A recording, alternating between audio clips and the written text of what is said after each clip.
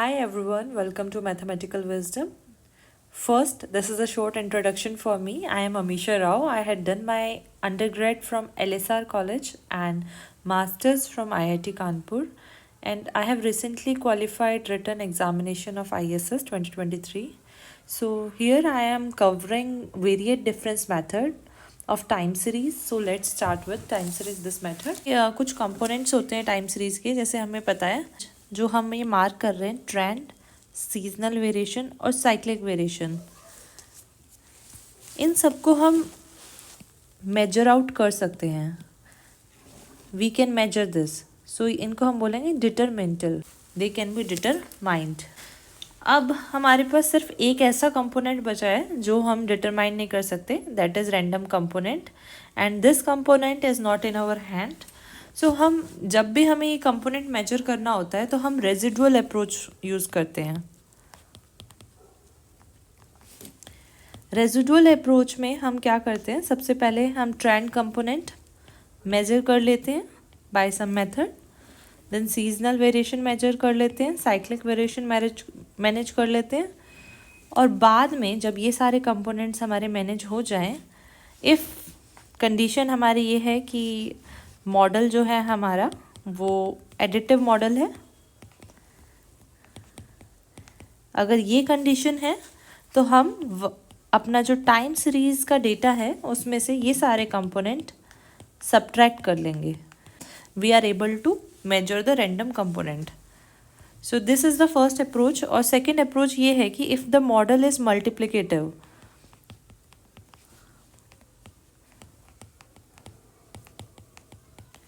तो उसमें हम रेजिडुअल अप्रोच कैसे लगाएं. उसमें हम रेजिडुअल अप्रोच लगाने का सिंपल तरीका है, ये जो हमने सब मेजरमेंट्स ले रखे हैं उनसे हम डिवाइड कर देंगे, तो जो कंपोनेंट बचेगा वो जस्ट रेजिडुअल कंपोनेंट बचेगा. So these are two methods. But there is also one method which is used to estimate the variance of the random. अगर हमें वेरिएंस रैंडम कंपोनेंट का वेरिएंस जानना होगा तो उस मेथड को यूज़ करने के लिए हम वेरिएंस डिफरेंस मेथड यूज़ करेंगे. So let's start variance difference method. So variance difference method is enable us to estimate the variance of the random component in a time series. तो हम variance major कर पाते हैं random component का. Random component इधर क्या होता है, ईटी. सो सबसे पहले एक हम टाइम सीरीज कंसिडर कर लेते हैं. Let's this Y T is equals to A0 plus A1t plus and so on AK-1 TK-1 plus ET. और यहाँ पे कंडीशन ये है कि जो ET है वो IID है. IID means independent and identically distributed. और बाकी कंडीशन ये है, एक्सपेक्टेशन ऑफ ET जो है वो 0 है for simplicity. And next is variance of ET. ये वही वेरिएंस है जो कि हमें इस मेथड के थ्रू एस्टिमेट करना है. तो जिसको हमें एस्टिमेट करना है उसको हम सपोज कर लेते हैं V है, लेट दिस बी V. हमें यही वेरिएंस एस्टिमेट करना है. तो आप एक चीज़ नोटिस कर रहे हैं कि ये जो इक्वेशन हमने लिखी है इसमें जो इतना टर्म है, ये टर्म जो है ये एक mth डिग्री का पॉलिनोमियल है, kth डिग्री का पॉलिनोमियल है. तो इसका मतलब ये है k-1 डिग्री का पॉलिनोमियल है. तो इसका मतलब ये है कि जब हम इसको k से डिफरेंशिएट कर देंगे, डिफरेंसिंग ले लेंगे k की, तो ये सारे टर्म्स तो ज़ीरो हो जाएंगे. तो लेफ्ट ओवर क्या होगा, सिर्फ del k E T. Okay, next. So this is a difference operator, forward difference operator. As we know, forward difference operator क्या होता है, ये न्यूमेरिकल एनालिसिस का टॉपिक है जो हमें न्यूमेरिकल एनालिसिस में कवर करते हैं. It is E-1. इसको समझने के लिए हम ऐसे कर सकते हैं, Fx जो होता है डेल का, उसको हम कैसे लिखते थे न्यूमेरिकल एनालिसिस में, Fx plus H minus Fx. सो इसकी हमें ज़रूरत नहीं है, इसको हम हटा देते हैं. इसकी भी नहीं है। These are for just understanding. तो हम यहाँ पर वैल्यू पुट कर लेते हैं e-1 के et। इस पॉइंट पे आकर हमें बाइनोमियल एक्सपेंशन का यूज़ करना है। बाइनोमियल एक्सपेंशन क्या होता है? सबको पता है बाइनोमियल एक्सपेंशन का। -1, then it is kc1 e to power k-1, and it is kck e to power -1 to power k। And बाहर हमारे et अभी है। सो जब ये e जो है ये शिफ्ट ऑपरेटर है, जब ये शिफ्ट ऑपरेटर et पे लगेगा तो that would be et plus k, then here it is minus kc1 et plus k-1, and here I got plus kck -1 to power k et। सो ये हमारी वैल्यू आ गई है kth डिफरेंस होने के बाद टाइम सीरीज की।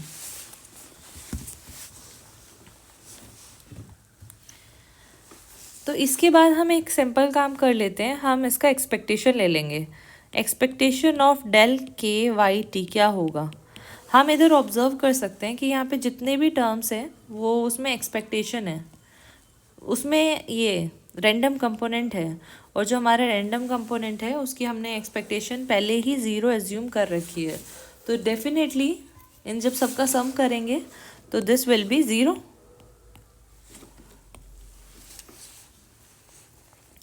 नेक्स्ट हम देखते हैं वेरिएंस। जब हम इसका निकालेंगे डेल के वाई टी का तो क्या होगा? वेरिएंस निकालते हैं। वेरिएंस निकालने के लिए हम क्या करते हैं, सबसे पहले उस टर्म का स्क्वायर का एक्सपेक्टेशन लेते हैं, देन हम एक्सपेक्टेशन लेने के बाद उस टर्म का होल स्क्वायर कर देंगे। तो हमें जैसे पता है कि फ्रॉम हियर इधर से हमें ये पता चल जाएगा कि ये टर्म तो ज़ीरो हो गया, बस लेफ्ट ओवर क्या बचा है हमारे पास? एक्सपेक्टेशन ऑफ डेल के वाई टी स्क्वायर, बस ये टर्म बचा है। सो इसके लिए सिंपली डेल के वाई टी स्क्वायर जो हमने ये वाला टर्म लिया था यहाँ पे एक्सपेक्टेशन लिख लेंगे, और इस पूरे टर्म को यहाँ पर लिख लेंगे और उसका स्क्वायर करेंगे। This would be kc0 et plus k minus kc1 et plus k-1, and this is kck -1 power k et and whole square। तो जब हम स्क्वायर का ऑपरेट करेंगे तो ये जितने एक्सपेक्टेशंस टर्म, जितने ये रैंडम कंपोनेंट वाले टर्म हैं, ये वाला टर्म, ये वाला टर्म, ये वाला टर्म, इसको हम बाहर ले आएंगे और this will be V variance. जब एक्सपेक्टेशन अप्लाई कर देंगे इस पे तो दिस वुड बी वी, और जो अंदर लेफ्ट ओवर बच रहा है वो सिर्फ ये बच रहा है माइनस kc1 प्लस kck -1 के स्क्वायर। तो जब हम इसका स्क्वायर करेंगे this would be kc0 square plus kc1 square, क्योंकि सिर्फ यही बचेंगे यहाँ पे ना kck स्क्वायर, और ये एक आइडेंटिटी होती है, जो ये सारे होते हैं इनका जब हम सम करेंगे तो इनका सीरीज का जो सम आता है that is simply 2kck।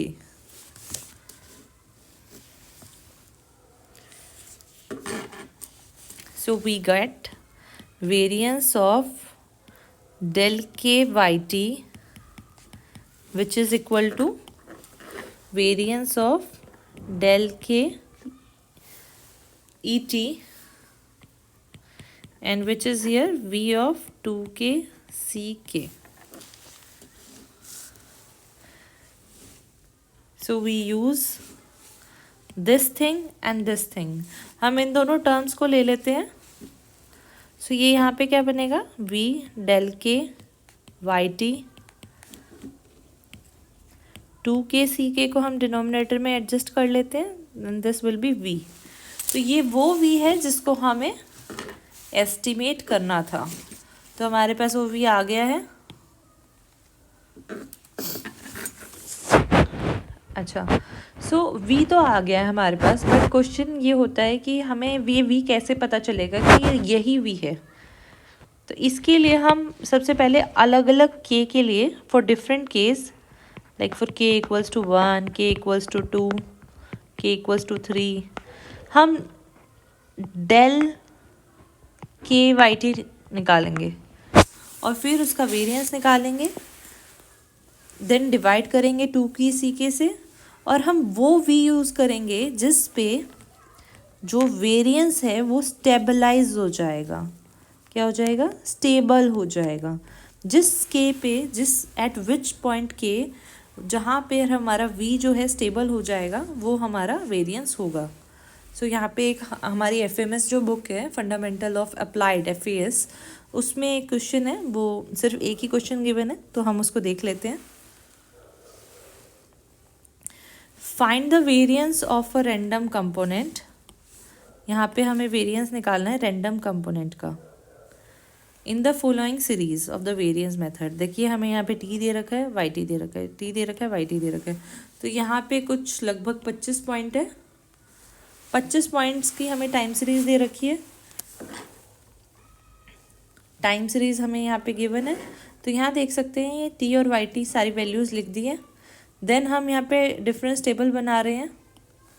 Difference table बनाने के बाद हमें वेरिएंसेस निकालने हैं। जब हम डेल वाई टी का वेरिएंस निकालेंगे, फर्स्ट ऑर्डर डिफरेंस का वेरिएंस निकालेंगे, second order, third order, fourth order, ऐसे ऐसे निकालने के बाद हम v1, v2, v3, v4 निकालेंगे by the formula which we obtained. जो अभी हमने फॉर्मूला निकाला है उससे हम निकाल देंगे। जैसे इट इज़, ये हमें क्या डिनोट करता है, ये हमें डिनोट करता है 2k ck। यहाँ पे k की वैल्यू क्या है, 1, so it is 2c1, and ये जो हमने वेरिएंस ऊपर निकाला है, ये वेरिएंस हमारा यहाँ से आया है, तो इससे हमारा v's निकल जाएगा। तो हमें तो वैसे सिंपली तो हमें क्या करना होता है कि हमें वो वेरिएंस देख लेना होता है, हमें वो वेरिएंस देखना होता है जिस पे वो स्टेबलाइज हो जाए। तो यहाँ हमें अभी जैसे पता चल रहा है कि हम अगर वैसे भी देखें तो 102 और 92 आर नियर अबाउट ना, सो यहाँ आसपास कहीं पे हमें मिल सकता है v1, v3 और v4 सॉल्यूशन हो सकता है। पर इससे भी हम हायर स्टैटिस्टिकल अप्रोच यूज़ कर सकते हैं। वो यूज़ करने के लिए टिंटर एक टेबल प्रोवाइड कर रहा है। टिंटर ने टेबल में प्रोवाइड क्या करा है, कुछ h वाली टेबल्स प्रोवाइड करी हैं। यहाँ पे H125 क्या डिनोट कर रहा है, 25 डिनोट कर रहा है नंबर ऑफ ऑब्जर्वेशन, और 1 डिनोट कर रहा है k को। सो H125, H225, H325, उस टेबल से हम वैल्यूज़ ले लेंगे और हम यहाँ पे R1 निकालेंगे। R1 जो है एक तरीके से रिलेटिव डिफरेंस ऑब्टेन कर रहा है, v1 minus v2 by v1 H125। ये करने के बाद अगर हमारा जो रिलेटिव डिफरेंस है वो 1.96 से बड़ा आ जाता है, तो इसका मतलब जो उनमें डिफरेंस है वो सिग्निफिकेंट है। पर हमें डिफरेंस जो है वो सिग्निफिकेंट नहीं चाहिए, हमें ऐसा चाहिए कि भाई दोनों में डिफरेंस हो ही ना। जब ऐसा वेरिएंस मिल जाएगा तो हम उसे बोलेंगे कि यही वेरिएंस है जो कि रैंडम कंपोनेंट का होगा। जैसे कि यहाँ पे देख सकते हैं, हम R2 भी निकालेंगे, that is also greater than 2.14, फिर हम R3 निकालेंगे, it is 1.26 which is less than 1.96। तो इसका मतलब हमें ये समझ आ गया कि जो 3 और 4 है दे आर सिग्निफिकेंटली सेम, दोनों में ज़्यादा डिफरेंस नहीं है। तो हम v3 या v4 में से कोई सा भी वेरिएंस ले सकते हैं। So let's take it, v3 और v4 में से कोई सा भी वेरिएंस ले लीजिए। v3 v4 क्या है, v3 है हमारी वैल्यू है 102.8, 92.6, 7653। तो हम यहाँ पे 102.8 v3 हमने वेरिएंस ले लिया, so this is a variance. तो thank you for watching this. और यहाँ पर हमने वेरिएंस डिफरेंस मेथड पूरा कंप्लीट कर दिया. Thank you so much.